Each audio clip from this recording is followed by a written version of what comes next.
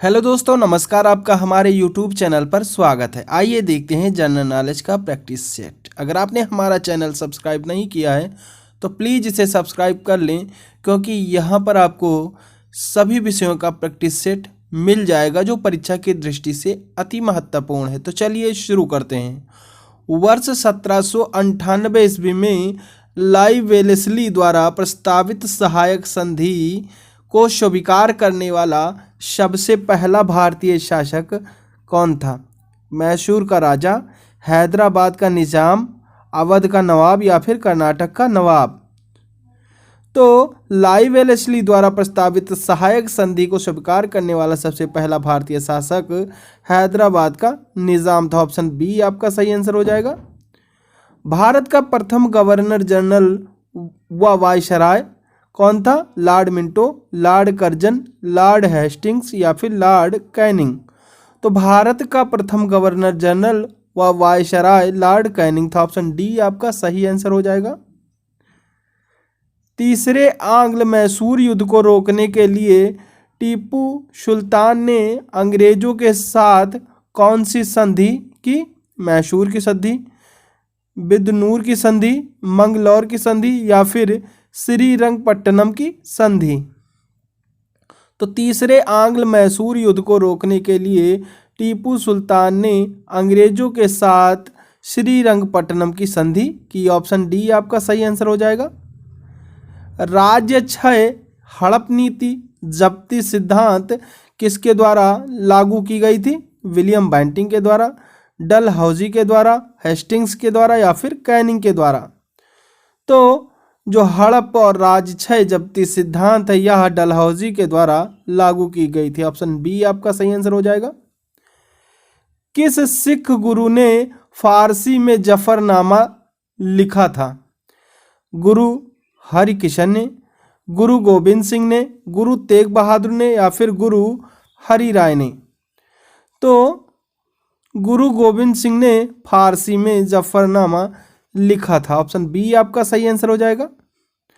भारत में डाक व्यवस्था शुरू करने वाला ब्रिटिश गवर्नर जनरल कौन था? Lord Wellesley, lord Auckland, lord Bentinck या फिर लॉर्ड डलहौजी? तो भारत में डाक व्यवस्था शुरू करने वाला British governor general lord Dalhousie था। ऑप्शन डी आपका सही आंसर हो जाएगा।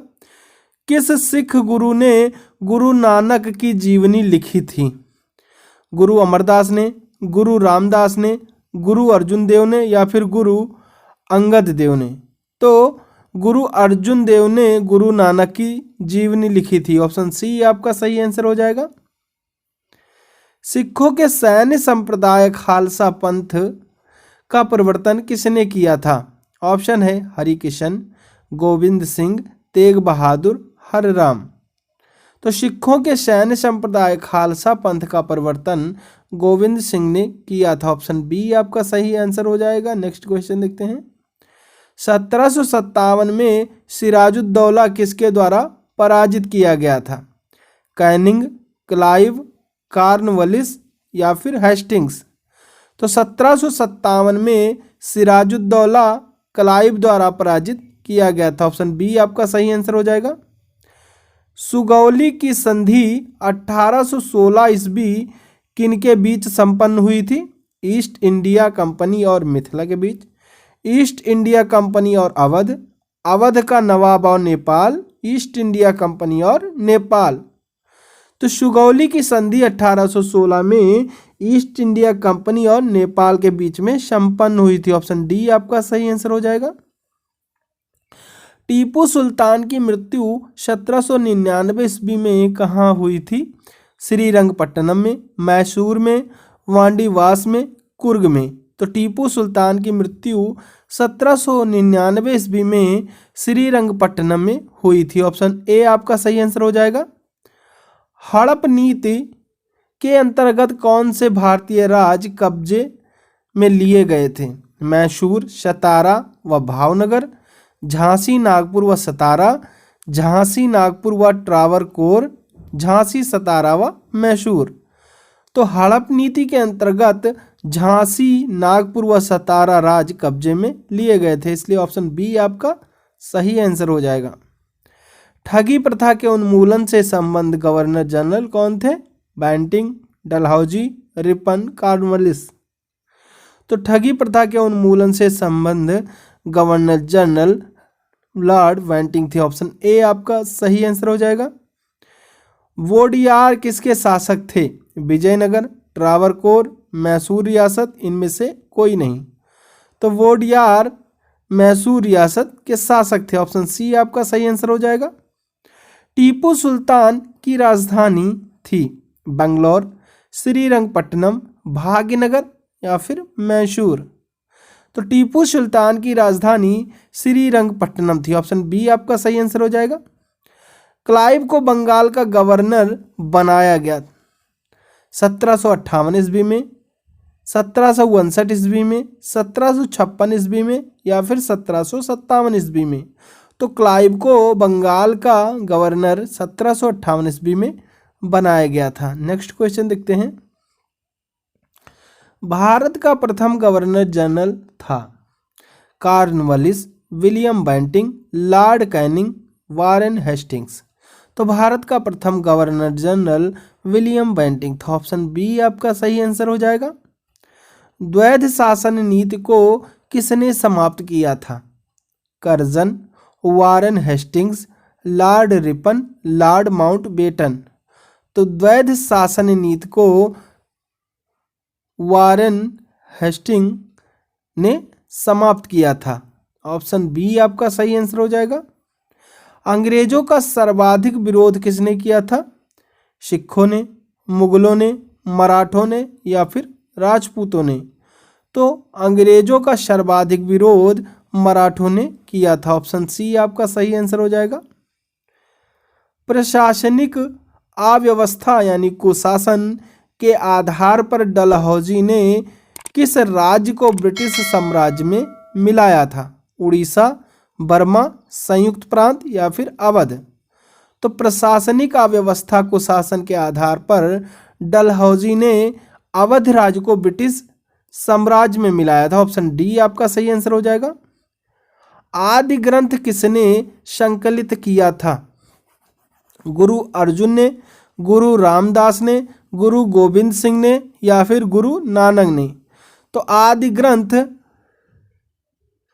गुरु अर्जुन ने संकलित किया था, ऑप्शन ए आपका सही आंसर हो जाएगा। भारत में आधुनिक शिक्षा प्रणाली की नींव किससे पड़ी? 1835 के मैकाले के मिनट से, 1882 के हंटर आयोग से, 1854 के वुड के डिस्पैच से, 1813 के चार्टर अधिनियम से? तो भारत में आधुनिक शिक्षा प्रणाली की नींव 1835 के मैकाले के मिनटों से पड़ी थी नींव, ऑप्शन ए आपका सही आंसर हो जाएगा। भारत में निम्न वायसरायों में से किसके काल में Indian penal code, civil procedure code और क्रिमिनल प्रोसीजर कोड पारित किए गए थे? Lord Dalhousie, lord Canning, lord Dufferin या फिर लॉर्ड मियो? तो लॉर्ड कैनिंग के काल में Indian penal code, civil procedure, criminal procedure code पारित किए गए थे, इसलिए ऑप्शन बी आपका सही आंसर हो जाएगा। निम्नलिखित में से ब्रिटिश सरकार का वह गवर्नर जनरल कौन था जिसने भारत में डाक टिकट शुरू किए थे? Lord Canning, lord William Bentinck, lord Auckland या फिर लॉर्ड डलहौजी? तो निम्नलिखित में से लॉर्ड डलहौजी जो है ब्रिटिश सरकार का वह गवर्नर जनरल था जिसने भारत में डाक टिकट शुरू किया था, इसलिए ऑप्शन डी आपका सही आंसर हो जाएगा। सती प्रथा का अंत करने तथा ठगी को समाप्त करने का श्रेय किसको जाता है? लॉर्ड विलियम बेंटिंग को, लॉर्ड ऑकलैंड को, लॉर्ड कैनिंग को या फिर लॉर्ड डलहौजी को? तो सती प्रथा का अंत करने तथा ठगी को समाप्त करने का श्रेय लॉर्ड विलियम बेंटिंग को जाता है, इसलिए ऑप्शन ए आपका सही आंसर हो जाएगा। निम्नलिखित में से अवध के स्वायत्त राज्य का संस्थापक कौन था? सादत खां बुरहान उल मुल्क, सफदरजंग, शेर खां, शुजाउद्दौला। तो निम्नलिखित में से सादत खां बुरहान उल मुल्क अवध के स्वायत्त राज्य के संस्थापक थे। निम्नलिखित में से किसने मीर कासिम तथा सिराजुद्दौला के साथ मिलकर अंग्रेजी ईस्ट इंडिया कंपनी पर युद्ध घोषित किया और वे बाद में बक्सर के युद्ध में अंग्रेजों से पराजित हुए? तो शाह आलम सेकंड जो थे वह बक्सर के युद्ध में अंग्रेजों से पराजित हुए थे, इसलिए ऑप्शन सी आपका सही आंसर हो जाएगा। ईस्ट इंडिया कंपनी और बंगाल के नवाब के बीच जब प्लासी का युद्ध हुआ उस समय मुगल सम्राट कौन था? अजीजुद्दीन आलमगीर सेकंड, मोहम्मद शाह, शाह आलम सेकंड या फिर अहमद शाह? तो ईस्ट इंडिया कंपनी और बंगाल के नवाब के बीच जब प्लासी का युद्ध हुआ उस समय मुगल सम्राट अजीजुद्दीन आलमगीर सेकंड थे। ऑप्शन ए आपका सही आंसर हो जाएगा। ईस्ट इंडिया कंपनी के नेतृत्व में रॉबर्ट क्लाइव का उत्तराधिकारी निम्नलिखित में से कौन था? हेस्टिंग्स, वेलेस्ली, कॉर्नवालिस या फिर बैंटिंग? तो ईस्ट इंडिया कंपनी के नेतृत्व में रॉबर्ट क्लाइव का उत्तराधिकारी हेस्टिंग्स था। ऑप्शन ए आपका सही आंसर हो जाएगा। काल कोठरी यानी ब्लैक होल की घटना जिसमें 146 में से 123 लोग एक छोटी कोठरी में बंद कर दिए जाने के कारण मर गए थे, यह कहाँ घटी थी? मुंगेर में, ढाका में, कलकत्ता में या फिर मुर्शिदाबाद में? तो यह घटना कलकत्ता में घटी थी। ऑप्शन सी आपका सही आंसर हो जाएगा।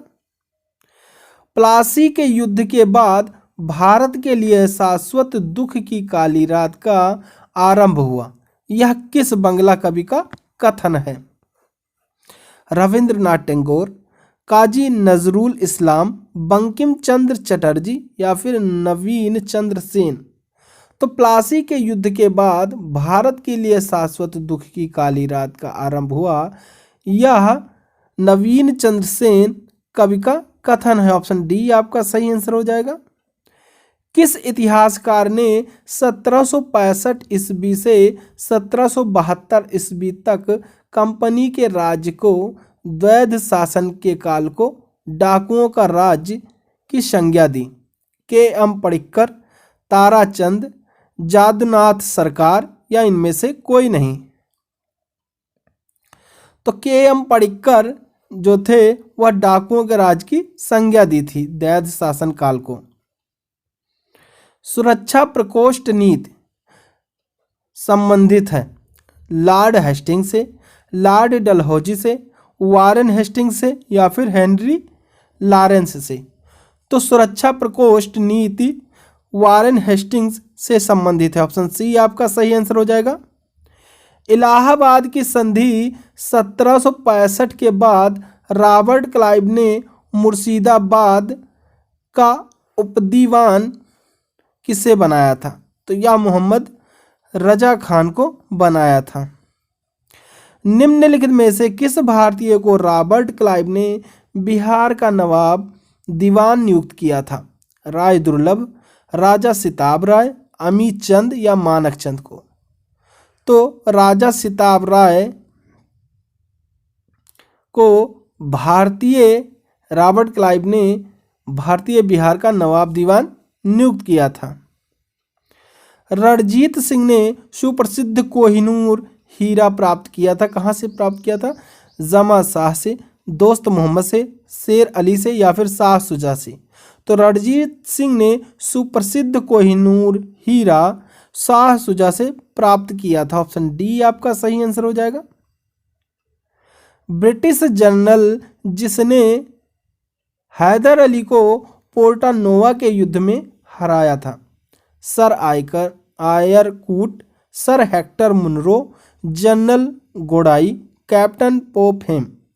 तो ब्रिटिश जनरल जिसने हैदर अली को पोर्ट नोवा के युद्ध में हराया था वह सर आयर कूट है। ऑप्शन ए आपका सही आंसर हो जाएगा। महाराजा रणजीत सिंह के उत्तराधिकारी कौन थे? हरि सिंह नलवा, शेर सिंह, नैनीहाल सिंह या फिर खड़क सिंह? तो महाराजा रणजीत सिंह के उत्तराधिकारी खड़क सिंह थे। ऑप्शन डी आपका सही आंसर हो जाएगा। किस सिख गुरु ने विद्रोही राजकुमार खुसरो की सहायता धन एवं आशीर्वाद से की थी?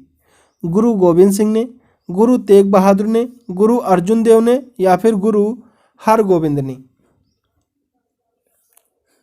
तो गुरु अर्जुन देव ने विद्रोही राजकुमार खुसरो की सहायता धन एवं आशीर्वाद से की थी, इसलिए ऑप्शन सी आपका सही आंसर हो जाएगा। सबसे अधिक निर्णायक युद्ध जिसने अंग्रेजों के भारत में प्रभुत्व को संस्थापित कर दिया था? बक्सर का युद्ध, वांडीवास का युद्ध, पानीपत का तीसरा युद्ध या फिर प्लासी का युद्ध?